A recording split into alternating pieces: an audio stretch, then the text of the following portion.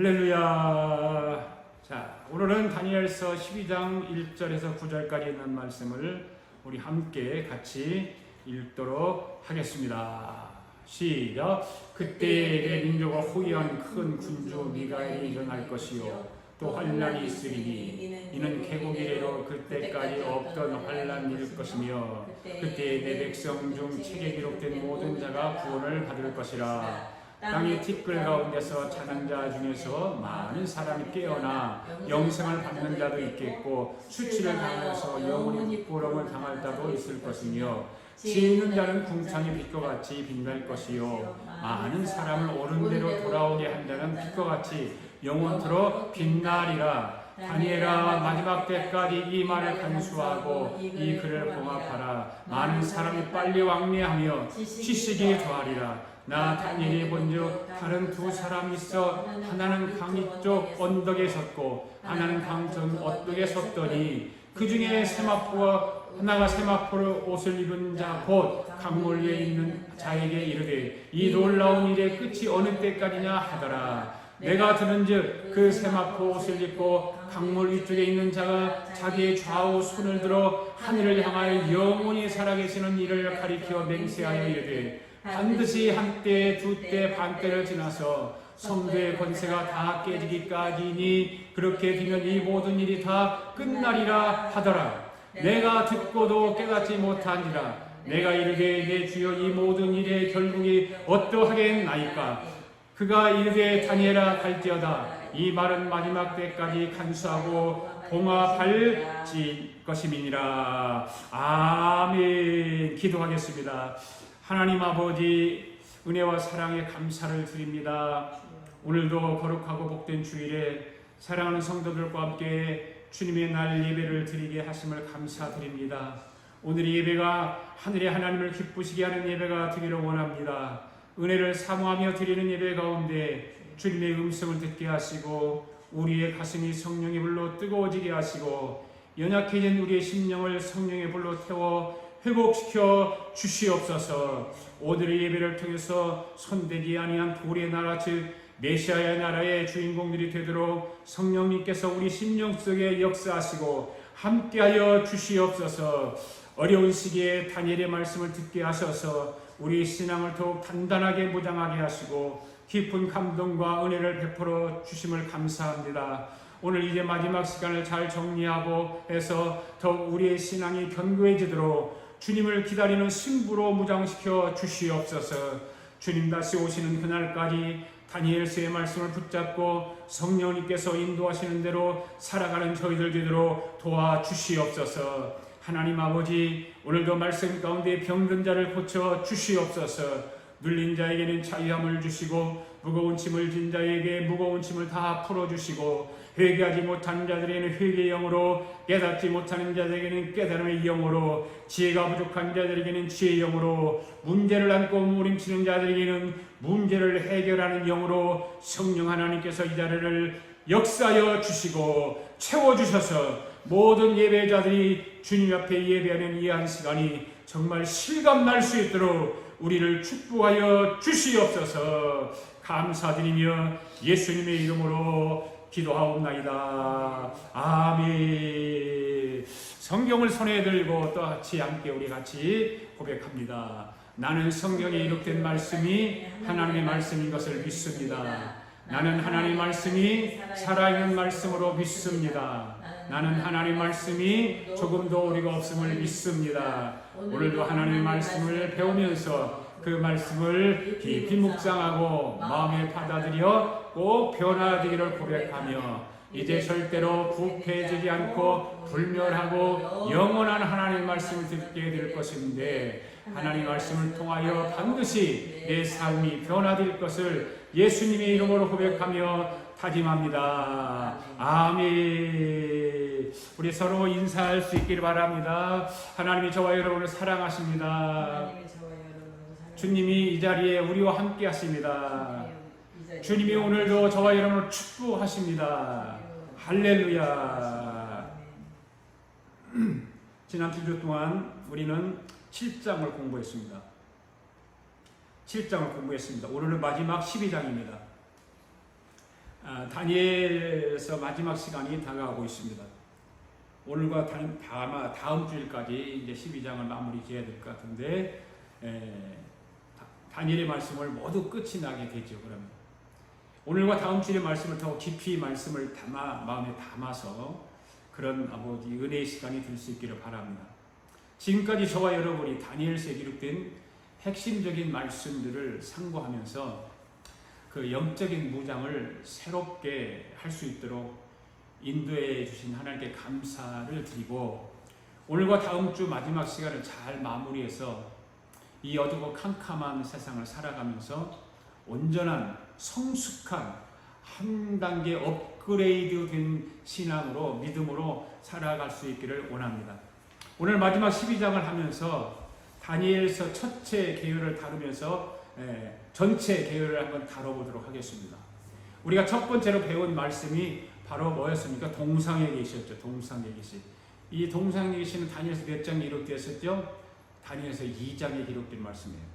여러분들이 다니엘서 2장을 읽어보면서 하나님께서 다니엘을 통하여 동상의 계시에 대하여 어떻게 하신다고 하는 것을 자세하게 다니엘서 2장에 기록되어 있습니다. 한번 따라합시다. 머리는 금이요, 바벨론이요, 가슴은 은이요, 메대요, 바사요, 페르시아요, 허리는 동이요, 헬라요, 다리는 철이요, 노마요, 두 발가락은 철과 진흙이요. 이때 하늘에서 손대지 않은 돌이 내려오더니 10발가락을 탁 하고 치니까 이 동상이 박살나버렸습니다. 여러분, 이때 하늘에서 손대지 않은 돌이 내려와서 머리를 깨부셨더라면 어떻게 되었을까요? 다리를 깨부시지 않고 머리를 깨버렸다면 어떻게 됐을까요? 아마 바벨론 시대에 주님이 재림하시지 않았을까 그렇게 생각을 해봅니다. 또 하늘에서 손대지 않은 돌이 내려와서 가슴을 부셔뜨렸더라면 아마 주님이 메대와 페르시아에서 세상이 끝이 났을 것입니다.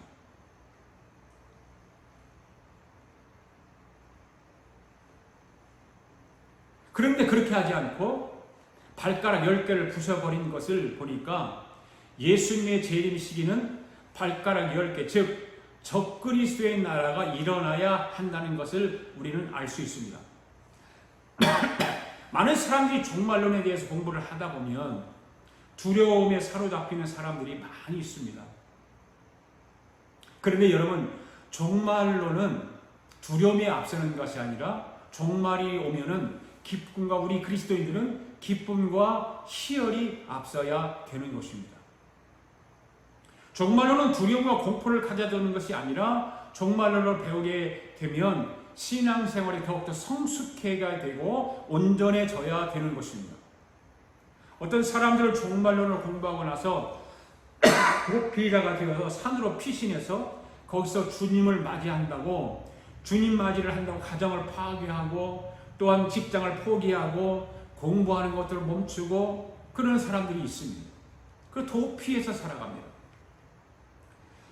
주님이 다시 오시는 종말론을 알면 알수록 신앙이 더욱 성숙해져야 되는 것입니다. 원숙해진다고 그러잖아요. 신앙이 최고의 완숙 단계로 이르게 되는 것입니다. 오늘 우리가 바로 알아야 하는 건 이 세상의 모든 역사는 이 손대지 않은 돌의 나라, 주님의 나라, 천년 왕국이라고도 하는 것입니다. 또 계시록에 가서 보면 이 천년 왕국을 어린 양의 혼인잔치라고도 합니다. 그럼 여러분, 이 세상의 마지막 끝은 어떤 것일까요? 하나님이 보여주신 것에 의하면 예수 그리스도와 구원받은 자와 혼인잔치로 이 세상은 끝이 난다는 것이죠. 아멘. 그것을 뭐라고 하느냐? 천년 왕국이라고 하는 것입니다. 요한계시록의 말씀을 한번 우리 읽어보도록 하겠습니다. 요한계시록 21장 1절 2절 말씀 봅시다. 시작. 또 내가 새하늘과 새 땅을 보니 처음 하늘과 처음 땅이 없어졌고 바다도 다시 있지 않더라. 또 내가 보니 거룩한 성 예루살렘이 하나님께로부터 하늘에서 내려오더니 그 준비한 것 신부가 남편을 위하여 단장한 것 같더라. 2절 말씀을 잘 보세요. 거룩한 성 예루살렘이 하나님께로부터 하늘에서 내려오더니 그 준비한 것이 신부가 남편을 위하여 뭐한 것 같더라? 단장한 것 같더라. 이렇게 기록하고 있습니다. 여러분, 신부가 남편을 위해 단장한 것 같더라. 무엇이 그렇다고 그랬습니까? 바로 거룩한 성 새 예루살렘. 보세요. 또 내가 보며 거룩한 성 새 예루살렘이 하나님께로부터 하늘에서 내려왔다. 거룩한 성 새 예루살렘이 하나님께로부터 하늘에서 내려와 보니까 준비한 것이 신부가 남편을 위하여 단장한 것 같더라. 자, 9절 말씀을 또 한번 읽어보겠습니다. 시작. 7 대접을 가지고 마지막 7 재앙을 담은 7 천사 중 하나가 나와서 내게 말하 이르되 이리 오라. 내가 신부 곧 어린 양의 아내를 내게 보이리라 하고. 그죠?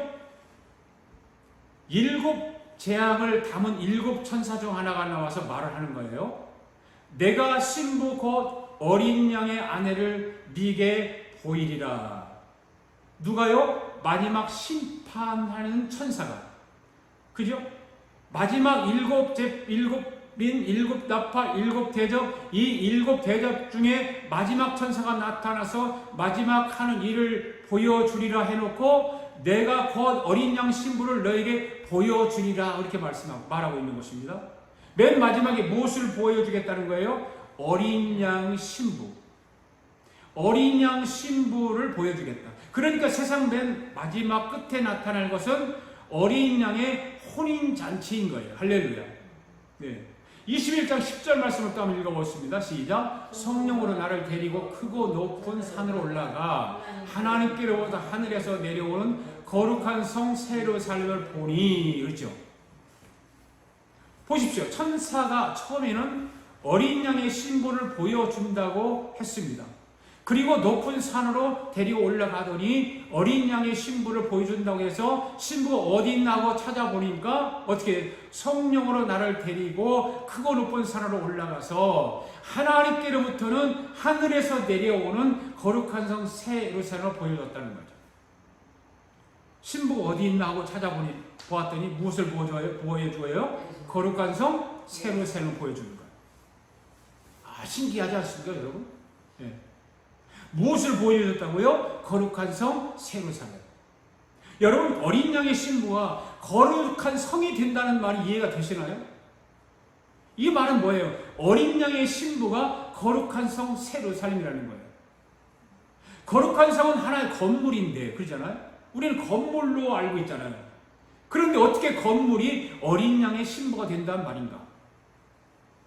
그러면 21장에 가서 11절, 12절 말씀을 한번 읽어보겠습니다. 시작. 하나님의 영광이 있어 그 성의 빛이 지극히 귀한 보석 같고 벽옥과 수정같이 맑더라. 크고 높은 성곽이 있고 12문이 있는데 문에 그 문들 위에 이름을 썼으니 이스라엘 자손 12지파의 이름들이더라.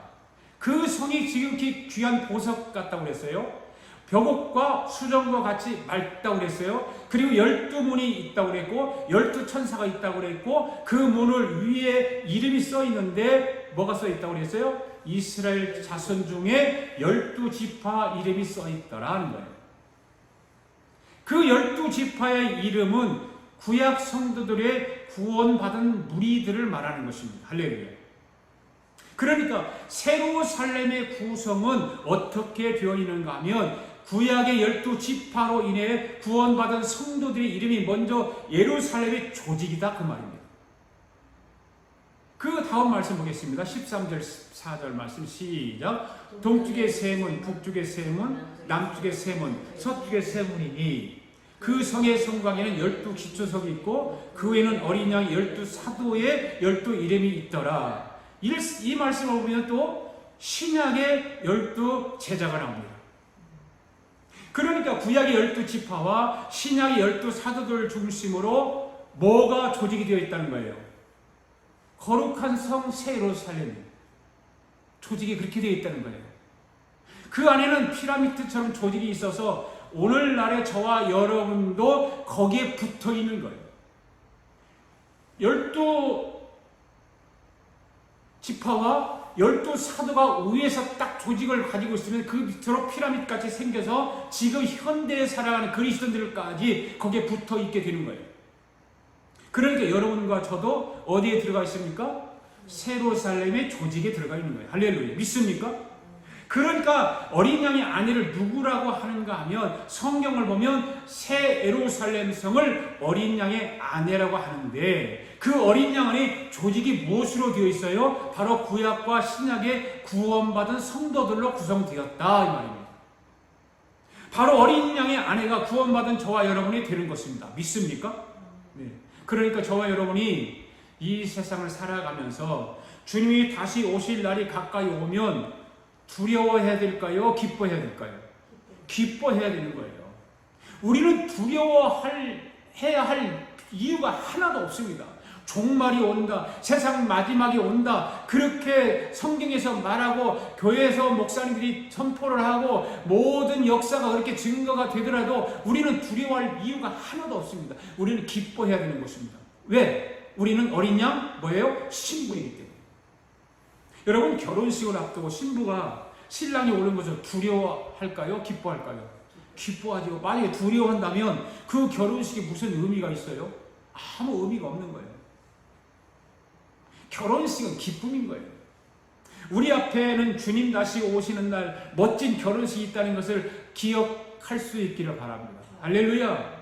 그날을 기쁨으로 기다리는 멋진 신부들이 될 수 있기를 바랍니다. 그래서 하나님이 우리에게 보여주시는 것은 마지막에 손대지 아니한 돌의 나라 이 내려와서 10발가락을 탁 하고 치니까 박살나고 그 다음에 메시아의 나라가 바로 어린 양의 혼인잔치라는 거죠. 오늘 저와 여러분들의 가슴에 손대지 않은 돌의 나라 즉 메시아의 나라로 가득 채워져서 다니엘서를 통해서 배우지 않는 것까지 다 채워질 수 있기를 바랍니다. 할렐루야. 두 번째는 뭘 뵀죠? 우리는 동상에 계시 다음에 짐승의 계시를 뵀죠. 짐승의 계시. 그 짐승의 계시를 보면 어떻게 되어 있습니까? 예, 첫째는 사자요, 둘째는 곰이요, 세 번째는 표범이요, 네 번째는 아주 무섭고 사나운 짐승이라고 했습니다. 그러면 여기에 뿔이 10개가 달려있다고 했습니다. 그러니까 10발가락과 같은 거, 18가락과. 그때 하늘에서 새로운 나라를 세우리라고 라는 그 나라가 뭐냐? 어떤 나라일까? 새로운 나라를 세우는데 바로 손대지 않은 돌의 나라, 즉 메시아 나라. 그러니까 그 앞에 있는 것들은 다 무엇을 설명하는 것들일까요? 바로 손대지 않은 돌의 나라를 설명하는 거예요. 손대지 않은 돌의 나라를 설명하고 동상에 계시도 짐승에 계시도 마지막에는 이 손대지 아니한 돌의 나라가 나타나서 그 발가락을 딱 치고 10번 박살을 내고 한다는 거죠. 그러면 이것을 합해서 한번 따라서 한번 해볼 수 있게 바랍니다. 머리는 금이요, 바벨론이요, 사자요. 가슴은 은이요, 메대 바사요, 곰이요. 허리는 동이요, 헬라요, 표범이요. 다리는 철이요, 로마요, 아주 무섭고 사나운 짐승이요. 그런데 뿔이 열이요. 예. 그때 하늘에 손대지 않은 돌이 내려와서 발가락 10개를 탁 하고 치니까 모든 것이 박살을 납니다. 그리고 손대지 않은 돌이 점점점 커지더니 어떻게 됩니까? 온 세상을 덮어버리는 것입니다. 이것이 미래의 나라 나타날 바로 손대지 않은 돌의 나라의 메시아의 나라의 성도들의 나라인 것입니다. 그 다음에 지난주에 2주 동안에 우리는 뭐에서 공부했습니까? 70일에 대해 9장에 있는 70일에 대해서 공부를 했죠.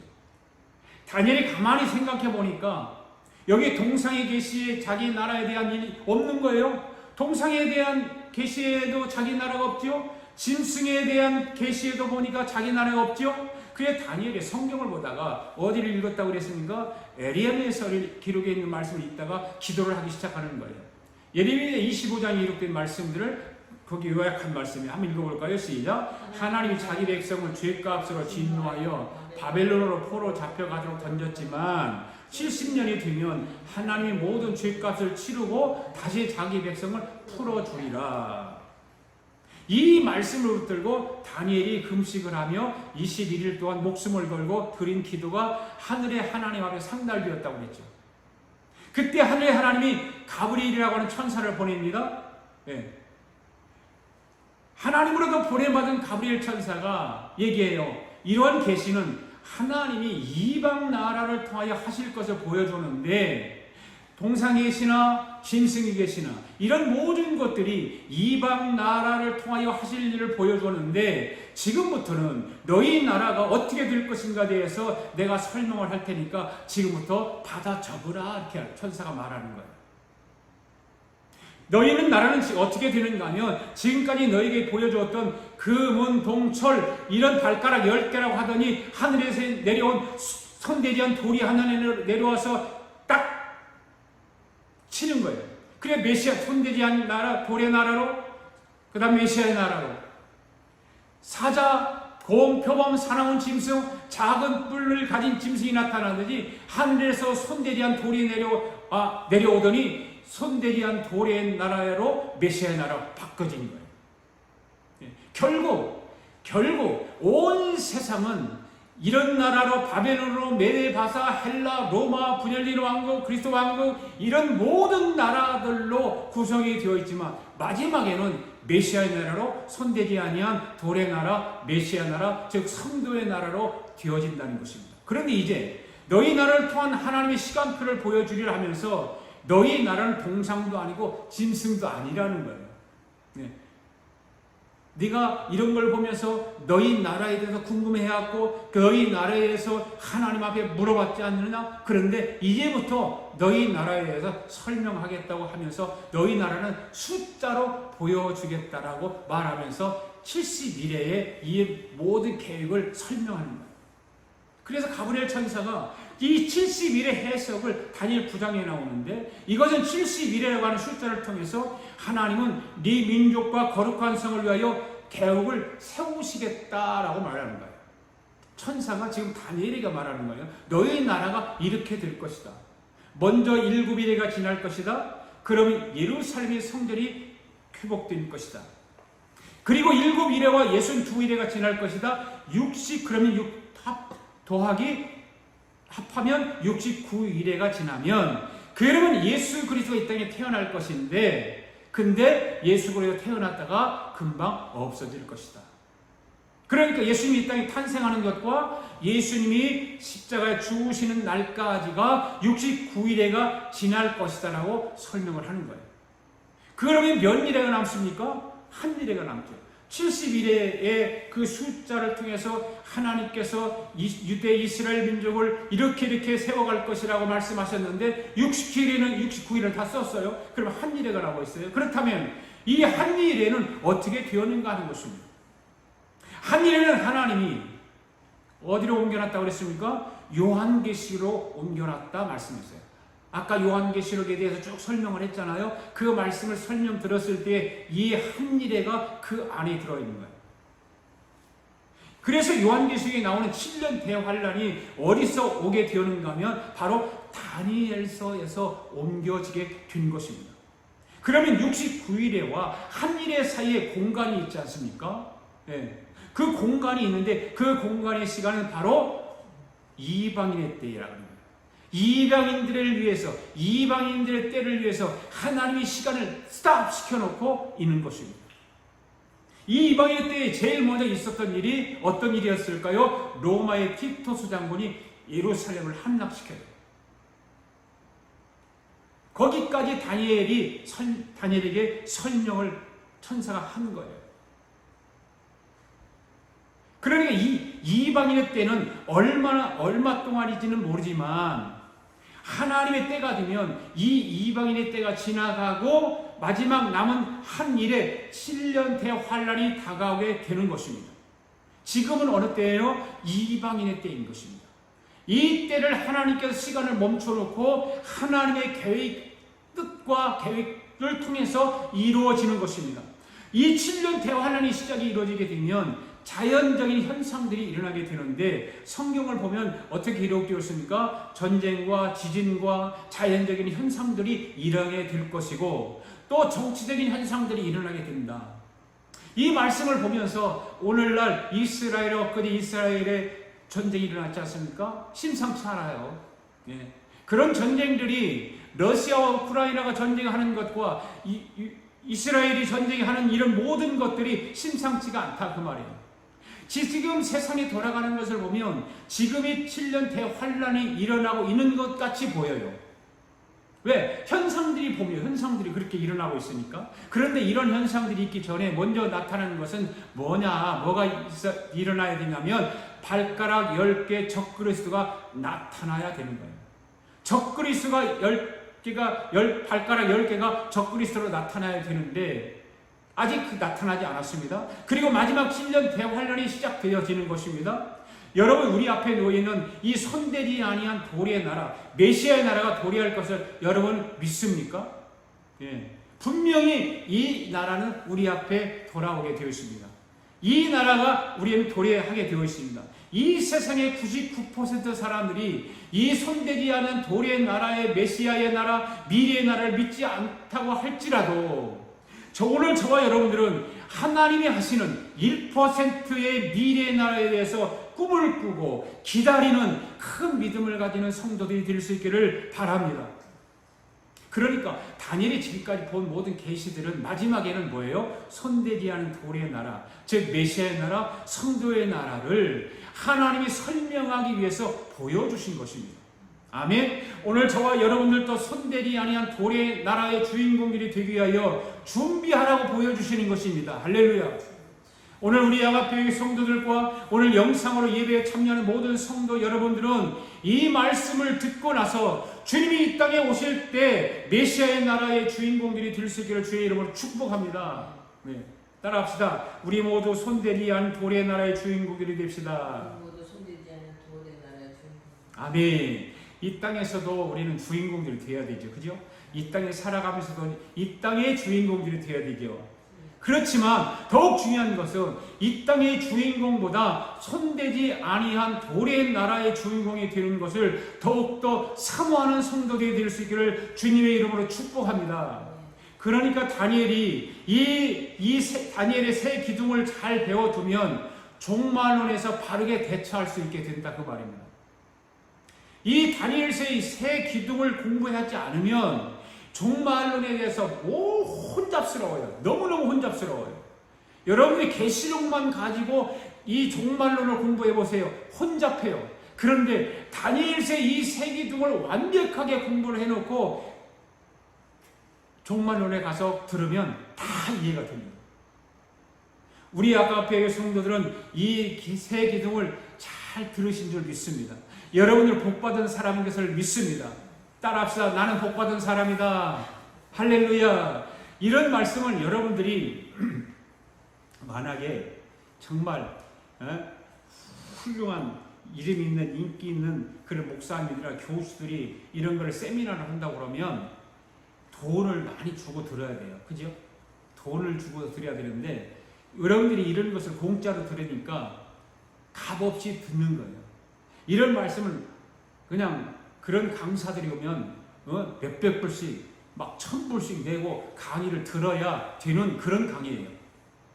그래야 정신을 듣고 들을 텐데, 그죠? 돈을 많이 내고 강의를 들으면 정신을 바짝 차리잖아요. 막 노트에다가 적고 막 그렇게 할 텐데 이거는 공짜로 들으니까 그냥 가치 없이 듣는 거예요.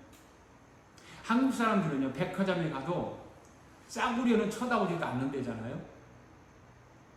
그래서 한 백화점에서 너무 싸게 파니까 팔리지 않아서 그 물건에다가 가격을 10배 이상 가격을 붙여 놓았대요.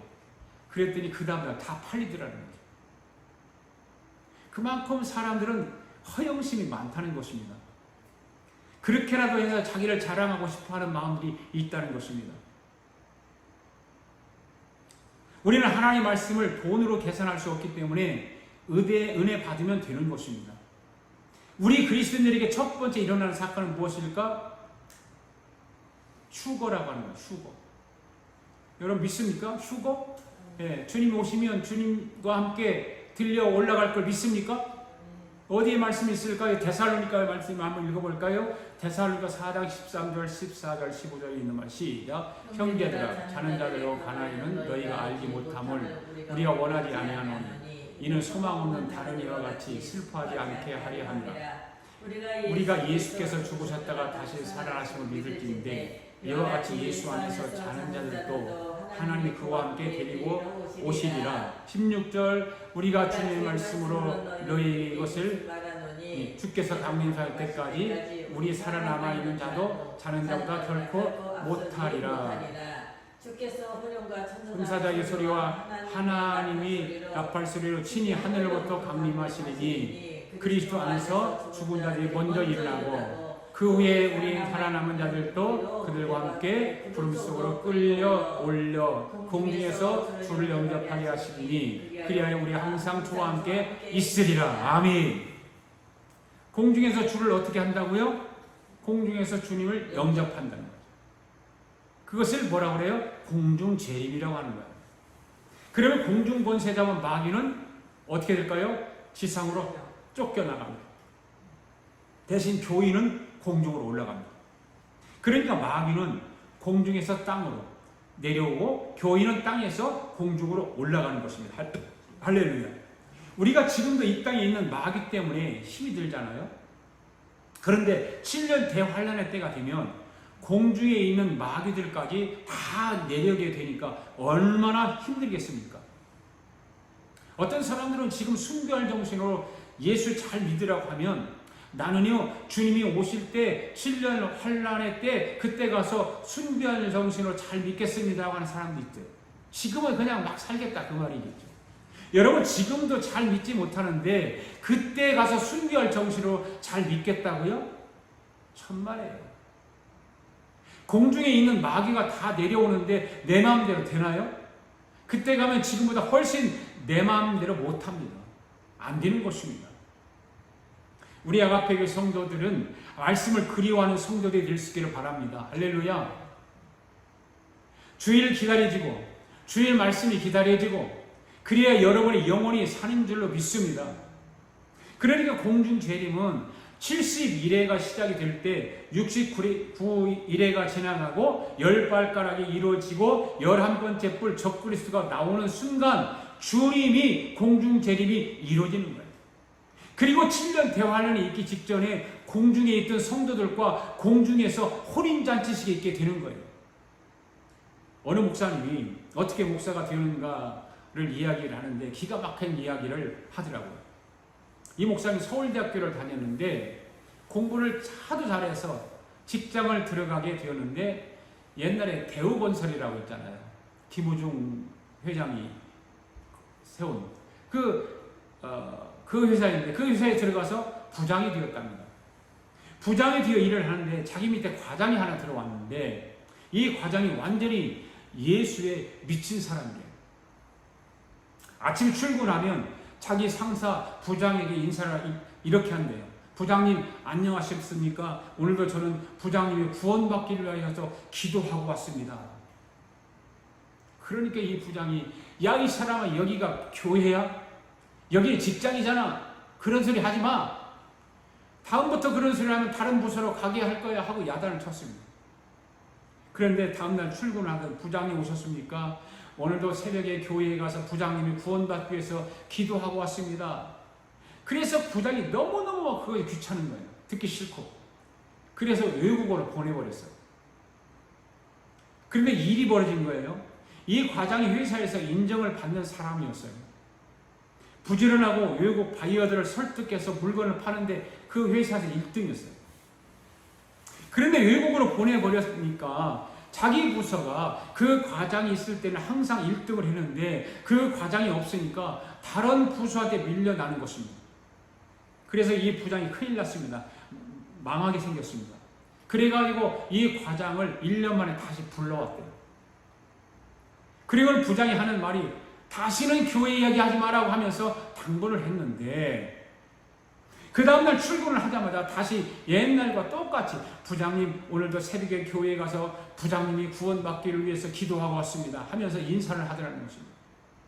그래서 하도 화가 나서 하루는 술집으로 데리고 가서 술을 강제로 먹이고 말 좀 하려고 했는데 전혀 술도 마시지 않고 외국 바이어들을 만나서 로비하라고 회사에서 돈을 주면은 그 돈을 모아다가 교회에다 헌금을 하고 그런데도 외국 바이어들을 어떻게 꼬드기는지는 모르지만 회사에서 제일 많이 계약을 맺어온다는 것입니다.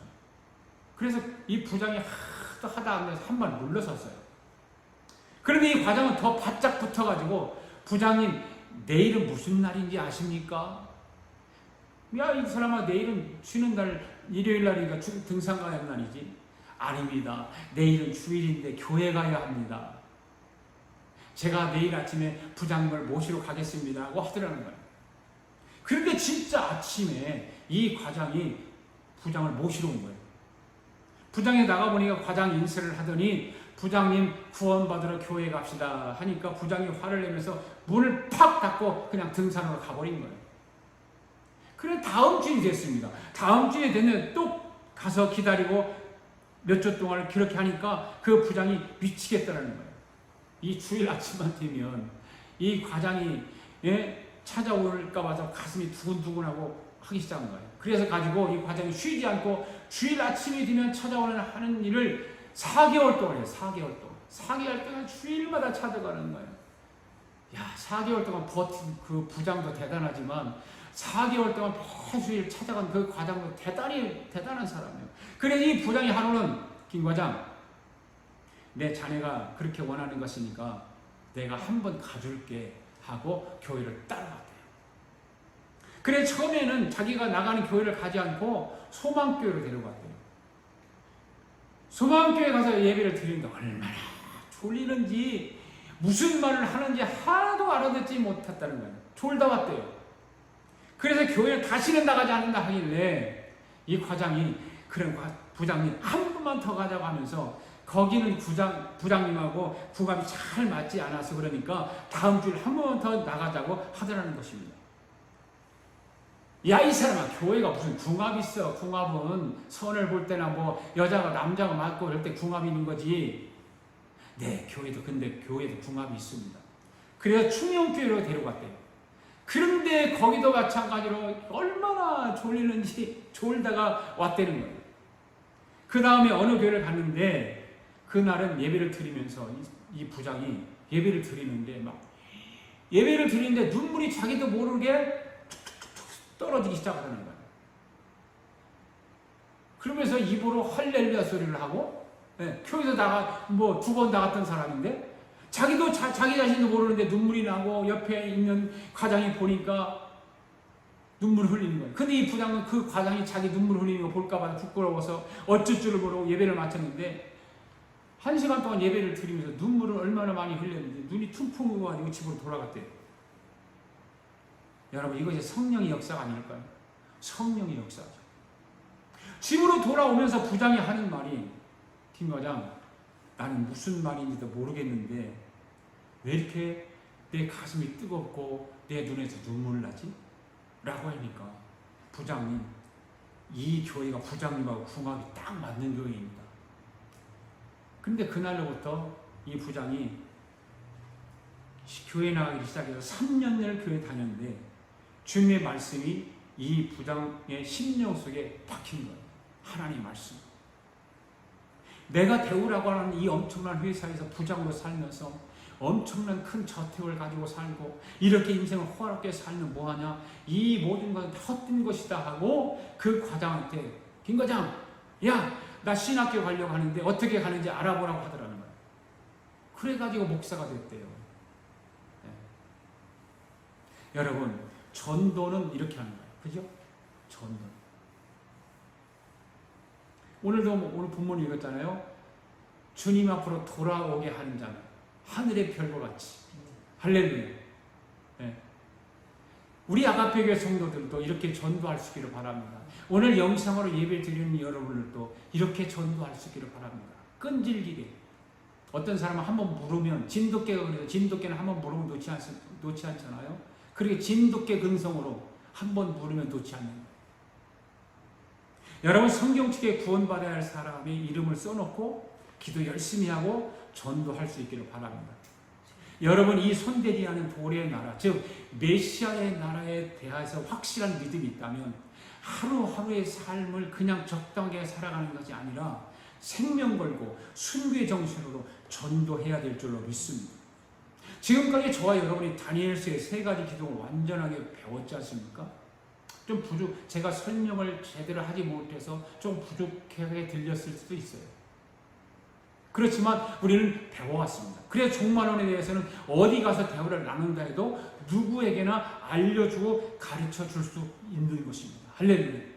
여러분들이 요한계시록을 대할 때 이 세 기둥이 정리되어 있지 않으면 무슨 말인지 알 수 없는데, 이제 이 세 기둥을 가슴속에 잘 담아 두었으니까 요한계시록을 읽을 때나 말씀을 들을 때 다 열리게 되어 있습니다.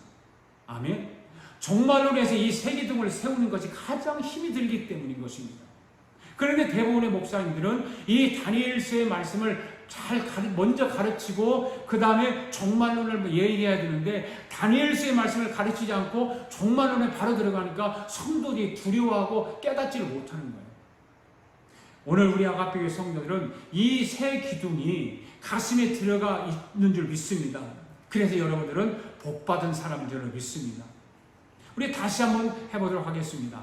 동상에 계신 머리는 금이요 은이요 바벨론이요, 가슴은 은이요 메대 바사요, 허리는 동이요 헬라요, 다리는 철이요 로마요.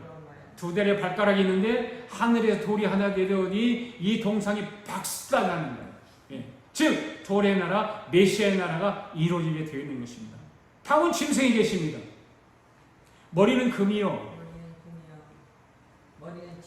머리는 금이요 바벨론이요 사자요, 가슴은 은이요 메대 바사요 곰이요, 허리는 동이요 헬라요 표범이요, 다리는 철이요 로마요 무섭고 사나운 짐승이요.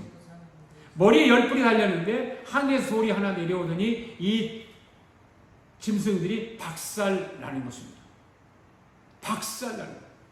그래서 즉 돌의 나라 메시아 나라가 그래서 이루어지는 것입니다. 다음은 70일에인 것입니다. 7일에 다음에 62일에 합해서 69일에가 되면 예수 그리스도가 탄생하고 얼마 있지 않다가 십자가에 달려 죽으시죠. 그리고 이방인을 위한 시간이 지나면 마지막 한 일회가 되면 어떻게 됩니까? 손대지한 돌의 나라, 즉 메시아 나라가 이루어진다 그 말입니다. 결국은 메시아 나라가 이루어진다는 것을 우리는 알아야 되는 것입니다. 그리고 8장에서는 우리가 공부를 안 했는데 두 짐승이 나오죠. 어떤 짐승이냐? 이런 짐승이 나와요. 8장에서는 현저한 뿔을 가진 숫 염소하고 두 뿔을 가진 숫 양이 나와요. 8장에 가서 읽어보세요, 여러분들. 네. 그런데 숫 양은 뭐예요? 메대와 페르시아를 말하는 거예요. 그리고 숫 염소는 헬라를 말하는 거예요. 이 두 마리 짐승이 서로 싸우는 것을 볼 수가 있잖아요. 머리를 지금 대고서 싸우는 거예요. 결국 이 두 짐승이 싸우다가 마지막에는 어떤 일이 일어났냐? 손대지 아니한 메시아 나라로 결국 메시아가 이루어진다 그 말입니다. 오늘은 마지막 12장인데 우리가 그동안 살펴보았던 것을 말고 보지 못했던 것들인데 그것을 정리하고 다음 말씀을 드리도록 하겠습니다. 우리가 다뤘던 동상에 계시는 2장이었습니다. 그죠? 짐승에 계시는 7장이었습니다. 9장에서는 70일을 다뤘습니다. 8장에서는 공부하지 않았지만 거기에 보면은 수대양과 수염소 계시가 그거 들어있습니다. 그러니까 8장은 동상의 계시에서 바벨론이 어떻게 망하고 메대 바사가 어떻게 망하고 헬라가 어떻게 망하는가를 설명하기 위한 것이 8장의 말씀입니다. 그러면 2장, 7장, 8장, 9장 다 끝났어요. 그러면 뒤에 남은 10장, 11장, 12장이 남아 있습니다. 10장에 들어가서 보면 다니엘의 기도입니다. 말세의 성도는 어떻게 기도해야 하는가를 말하고 있는 것입니다. 여러분들이 한번 읽어볼 수 있기를 바랍니다. 11장에 가서 보면 알렉산더가 죽어요. 그런데 알렉산더가 몇 명의 장군을 거느리고 있었다고 그랬죠? 4명의 장군을 거느렸다고. 그 4뿔을 나오면서 보았잖아요. 그죠? 지금 저기 사자의 표범의 4뿔을 가지고 있잖아요. 거기 11장에 가면 알렉산더가 죽은 뒤에 4명의 장군들이 등장을 하는데 그 중에 가장 큰 나라가 남쪽 애굽이라는 거죠. 예, 거기에 보면은 이 그림을 보면 저기 보면 카산드로스, 니시마코스, 프톨레마이오스 1세, 셀레우스 이게 네 명의 장군들을 얘기하는 거예요. 예. 그래 나라들이 다 달리되 색깔들이 다 있습니다. 카산드로, 그죠? 니시마코스, 그죠? 프톨레마이 이런 보라색, 그 다음에 셀레우스코스는 다 빨간색. 예. 이게 이 빨간 거는 이 알렉산더 대왕이 얼마나 위대한 장군이냐면 이 빨간색이 이 알렉산더 대왕이 다 돌아보고 전쟁이 일으켰던 지역이에요. 어마어마한 거래요. 이 네 명의 장군을 거느리고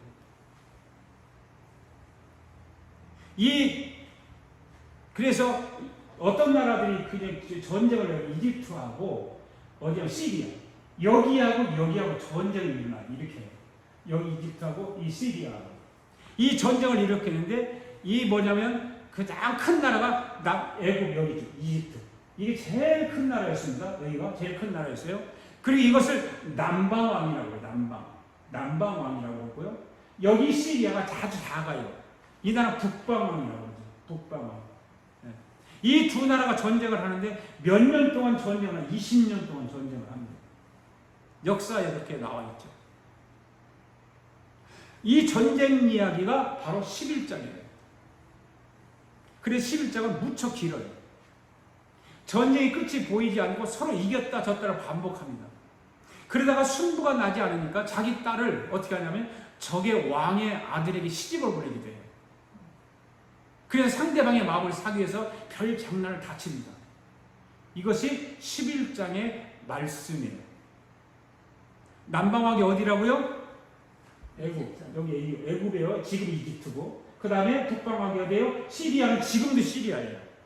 이 시리아에 가보니까 이스라엘에서 이 산에 올라가서 보면 시리아가 바로 보여요. 그냥. 그냥 울타리만 쳐서 철조망만 쳐져 있어요. 철조망만 이렇게 쳐져 있고 시리아 건너편에 있는 거예요. 그러니까 중동 지역들은 다 그런 식으로 돼 있어요. 그래갖고 거기서는 지금도 전쟁이 일어나거든요. 난리가 난 거예요. 예. 같은 종교 간의 전쟁을 하고 있는 소수파인 그 다음에 시아파와 다수파인 수니파가 이 엄청난 피 흘림으로 내전을 치르고 있는 것이 바로 이 시리아입니다. 예. 이 나라들이 언제부터 있었는가 하면 아브라함 때부터 있었던 지역이 시리아예요. 지금까지 존재해요. 그리고 12장이 마지막 결론 부분입니다. 오늘 말씀을 드릴 것이 12장입니다. 다 말씀 못 드리고 다음 주일날 이제 연결해서 말씀을 드리려고 합니다. 그러면 빠진 것이 무엇인가 하면 1장이 빠져. 1장을 공부 안 했잖아요. 1장은 다니엘이 포로로 잡혀서 어떻게 하나님의 종으로 선발되었는가라고 하는 거예요. 다니엘의 몸을 더럽히지 않았다고 말하고 있죠. 더럽히지 않았다. 다니엘 하나님의 종으로 선발되는 과정이 자기의 몸을 더럽히지 않았다 그랬어요. 그래서 하나님의 종으로 선발되어요. 오늘 저와 여러분도 하나님 앞에 성결하게 삶을 살아야 될 줄로 믿습니다. 죄로 인해서 몸을 더럽히면 안 되는 것입니다. 몸을 더럽히면 하나님의 말씀을 아무리 많이 들어도 여러분 마음속 영으로 들어가지 않습니다. 여러분의 영혼 속에 하나님의 말씀 깊이 들어가게 되기를 바랍니다. 다니엘처럼 깊은 영의 사람이 되기를 바랍니다. 2장은 동상의 계시에 대해서 말씀을 드렸죠. 자, 다음은 3장이었죠. 3장 1절 2절 말씀 한번 읽어볼까요? 시작. 느부갓네살 왕이 금으로 신상을 만들었으니 높이는 60규빗이요 너비는 6규빗이라. 그것을 바벨론 지방의 두라 평지에 세웠더라. 느부갓네살 왕이 사람을 보내어 총독과 수령과 행정관과 모사와 재무관과 재판관과 법률사와 각 지방 모든 관원을 느부갓네살 왕이 세운 신상의 낙성시에 참여하게 하매. 3장은 뭐예요? 바로 사드락 메삭 아벳느고가 풀문불 속에 들어갑니다. 이 말씀의 뜻은 무엇일까요? 1장을 좀 설명을 하자면 다니엘이 포로로 잡혀가서 하나님의 종으로 선발된 그것이 무엇인가 하면 다니엘이 자기 몸을 더럽히지 아니했다고 했는데 그 더럽히지 아니한 사람을 하나님이 어떻게 선발했을까라고 하는 거예요. 내가 어디서 가서 바람을 피우고 집에 들어서 아내와 손을 한번 그런 잡아본다든가 뭐 그런 일을 했을까? 그런 일을 하는 거니. 그래. 어떻게 하나님이 선발했을까? 여러분 다니엘서의 전체 주제가 무엇이라고 했습니까? 손대지 않은 돌의 나라, 즉 메시아의 나라, 성도의 나라. 이 메시아의 나라는 다른 말로 하면 아까도 말씀드린 어린 양의 신부라는 거죠. 할렐루야. 여러분 여자분들에게 물어봅니다. 여러분 신부가 되어 보았잖아요. 여자분들은 다 신부가 되어서 결혼했잖아요. 그럼 신부가 어떻게 하죠? 깨끗하고 정결하게 몸을 단장을 하죠. 그렇죠? 그러니까 신부는 더러우면 돼요, 안 돼요? 안 되는 거예요. 이 더러움이라는 말은 두 가지가 있어요. 물질의 더러움, 그 다음에 영적인 더러움. 물질의 더러움은 뭐예요? 물질의 더러움이 몸에서 나오는 게 뭐예요? 똥이지, 똥. 그게 더러운 거예요. 그 다음에 정신적인 더러움이 있죠. 예를 들어서 한번 말해보겠습니다. 내가 어디서 가서 바람을 피우고 집에 들어와서 아내와 잠을 자면서 손을 한번 잡아보려고 하면 아내 입에서 어떤 말이 튀어나올까요? 그렇죠. 더러운 손을 어디를 만져! 비켜! 막 화를 내서 뿌리치잖아요. 이 손이 똥이라서 더럽다고 하는 걸까요? 아니잖아요. 생각이 더럽고 음란하다는 것을 더럽다라고 말하는 것입니다. 그런데 성경은 물질적 더러움과 정신적인 더러움만 말하는 것이 아닙니다. 이 두 가지 더러움을 넘어서 영적인 더러움을 말하고 있다는 것입니다. 할렐루야. 여러분이 영적인 더러움이 무엇이라고 생각을 하십니까? 한 가지 알고 지나가야 하는 것은 요한계시록에서 말하는 음행이라는 말이 나와요. 음행. 이 음행이라는 말이 무엇을 말하는 것일까요? 여기서 음행이라는 말은 육신적인 음행이 아니에요. 어린 양의 신부가 음행을 했다고 하는 것은 육신적으로 간음죄를 짓는 것 이상으로 말하는 거예요. 어린 양의 신부들이 음행을 범했다는 하는 것은 여러분 어린 양의 신부가 누구예요? 바로 구원받은 성도들을 얘기하는 거예요. 오늘 여러분들이 구원받았다고 여러분이 인정을 하면 여러분들은 어린 양의 신부예요. 그러니까 성도가 더러움을 저질렀다고 하는 것은 영적인 더러움을 말하는 것이다 말입니다. 그러면 에스겔서 28장에 가서 한번 보겠습니다. 시작. 인자의 부르왕을 위하여 슬픈 노래를 지어 그에게 이르기를 주 여호와의 말씀에 너는 완전한 도장이었고 지혜가 충족하며 온전히 아름다웠도다. 네가 옛적에 하나의 동산 에덴에 있어서 각종 보석 곧 홍보석과 황보석과 금강보석과 황옥과 홍만호와 창옥과 청보석과 남보석과 홍옥과 황금으로 단장하였으며 네가 지음을 받던 날에 너를 위하여 소와 비파가 준비되었더라. 너는 기름을 부음을 받고 지키는 구름이요 내가 너를 채우매 네가 하나님의 성산에 있어서 불타는 돌들 사이에 왕래하였도다. 네가 지음을 받던 날로부터 네 모든 길에 완전하더니 마침내 거기서 불의가 드러났도다. 네 무역이 많으므로 네 가운데서 강포가 가득하여 네가 범죄하였도다. 너 지키는 구루바 그러므로 내가 너를 더럽게 여겨 하나님의 산에서 쫓아냈고 불타는 돌들 사이에서 멸하였도다. 16절 잘 보세요. 너 지키는 구루바 그랬죠. 이 너 지키는 구루바에서 구룹은 누구를 말하는 것일까요? 이 구룹은 천사를 말하는 것입니다. 그런데 여러분 천사는 더럽습니까? 깨끗합니까? 영적으로 깨끗합니다. 그런데 이 말씀을 보면 너 지키는 구룹아 내가 너를 더럽게 여겼다고 하는 것은 영적으로 더러움을 말하는 것입니다. 그런데 왜 천사를 보고 하나님 더럽다고 했을까요? 왜 하나님이 천사를 보고 더럽다고 했을까요? 천사들 가운데 더러운 천사가 누구예요? 루시퍼입니다. 바로 루시퍼 천사의 타락을 말하는 거예요. 루시퍼가 뭐가 됐어요? 사탄 마귀가 됐잖아요. 하나님이 처음에는 천사로 있을 때는 깨끗하다고 했는데 타락한 이유는 뭐라고 그랬어요? 더럽다라고 그랬어요. 여러분, 이 더러움은 물질적 더러움입니까? 정신적 더러움입니까? 아니면 영적 더러움입니까? 영적 더러움이에요. 영적 더러움. 그렇다면 영적인 더러움이 무엇인지 정체가 드러났잖아요. 그렇죠? 무엇일까요? 바로 하나님의 지정의예요. 하나님의 지정의에서 이탈한 것을 영적으로 타락했다, 더럽다라고 말하는 것입니다.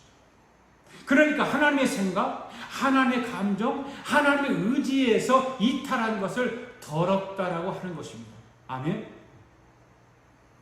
그러니까 요한계시록에서 음행했다고 하는 것은 하나님의 지정의에서 이탈한 것을 영적 간음이라고 말하는 거예요. 그러니까 영적 간음은 사탄 마귀와의 접촉을 말하는 것입니다. 할렐루야. 우리 육신적으로 보면 아주 깨끗한 사람들이라고 자부하잖아요.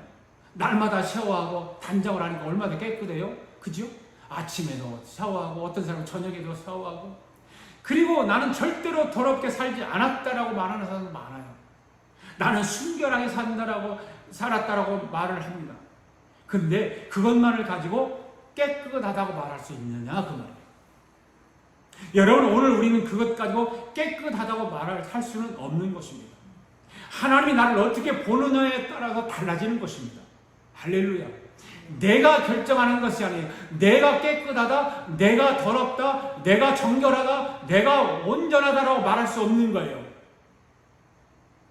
하나님이 나를 어떻게 보느냐에 달리는 거예요.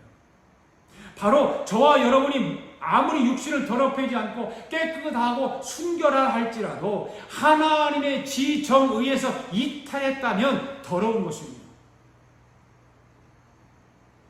예수께서의 말씀에 분명히 하나님은 말씀하십니다. 너 지키는 구름아, 그러므로 내가 너를 더럽게 여겼다라고 말하고 있는 거예요. 천사가 간음죄를 졌습니까? 육체적으로 더럽혔었습니까? 천사는 중성이기 때문에 무슨 간음죄를 졌겠어요? 천사가 무슨 똥을 쌌겠어요? 물질적인 죄를 졌을까요? 아닙니다. 그런데 왜 더럽다라고 했을까요? 바로 하나님의 의지에서 이탈하는 거예요. 하나님의 보좌에서 이탈했다 그 말입니다. 하나님의 감정에서 이탈했다는 것입니다. 하나님의 생각에서 이탈했기 때문에 더럽다라고 여긴 것입니다. 그러니까 저와 여러분도 마지막 손대리 아니한 돌의 나라에서 순결한 신부가 되려면 하나님의 지정의에서 이탈하지 말기를 바랍니다. 할렐루야. 하나님의 지정의에서 이탈하지 맙시다. 시작. 하나님의 지정의에서 이탈하지 맙시다. 여러분, 하나님의 지정의를 꼭 붙잡으시기를 바랍니다. 할렐루야. 믿습니까? 오늘 여기까지만 하고 다음 주에 이어서 12장의 말씀을 다시 강의하도록 하겠습니다.